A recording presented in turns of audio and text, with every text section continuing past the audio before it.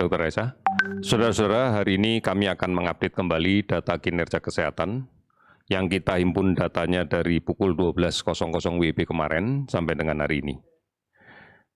Pemeriksaan spesimen yang kita lakukan hari ini adalah sejumlah 21.233 spesimen, sehingga total spesimen yang diperiksa adalah 689.492 spesimen. Dari data ini kita mendapatkan kasus konfirmasi positif sebanyak 1.113 orang, sehingga totalnya menjadi 49.009 orang.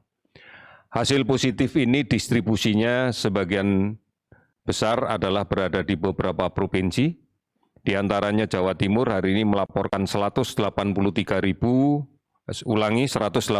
orang kasus baru, dan sembuh 80 orang.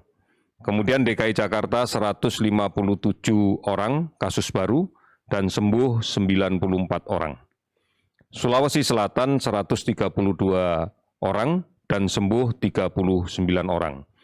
Kemudian Maluku Utara hari ini melaporkan 95 orang kasus konfirmasi baru dan 6 sembuh.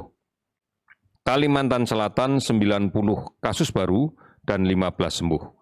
18 provinsi hari ini melaporkan kasus baru di bawah 10 dan 5 provinsi melaporkan tidak ada kasus sama sekali.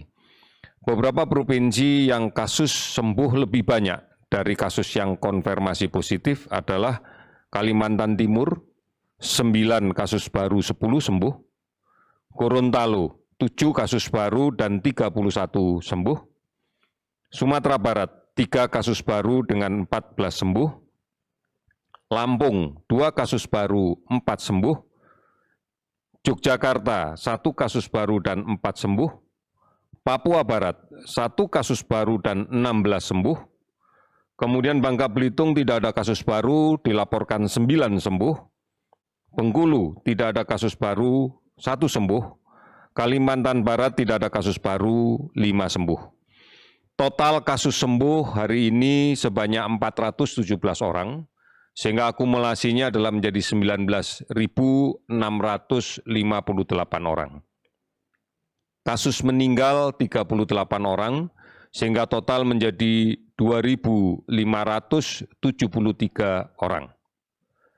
Kabupaten kota terdampak 443 kabupaten kota di 34 provinsi.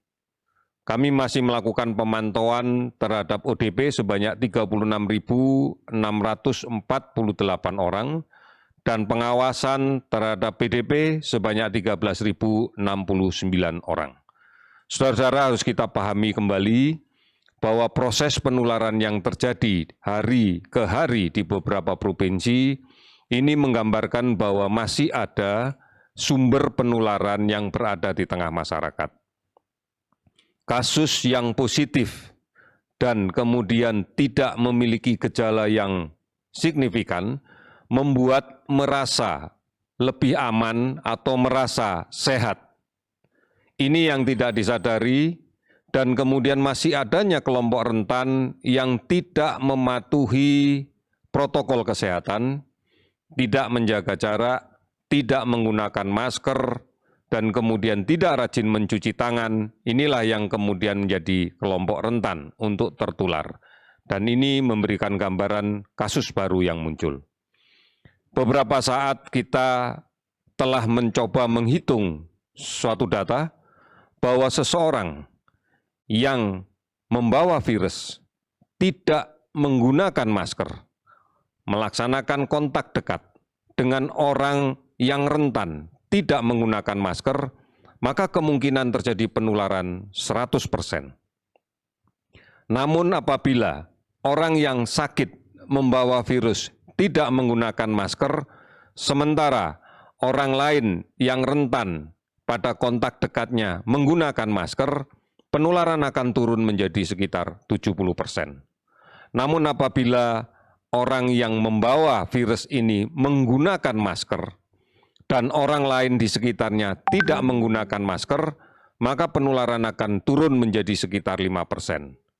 Namun, apabila dua-duanya menggunakan masker, maka kemungkinan penularan turun drastis menjadi 1,5%. Inilah yang meyakinkan kita bahwa menggunakan masker adalah cara yang paling tepat. Sudah barang tentu, gunakanlah masker secara benar, menutup hidung dan mulut dengan baik. Ini yang harus menjadi perhatian kita bersama. Menjaga jarak ini juga menjadi sesuatu yang menentukan di samping mencuci tangan. Saudara-saudara, mari kita lakukan ini. Mari kita jadikan ini sebagai sebuah kebiasaan baru dalam kehidupan kita sehari-hari. Kebiasaan baru kita, kebiasaan baru keluarga kita, anak-anak kita, saudara-saudara kita, bahkan orang tua kita.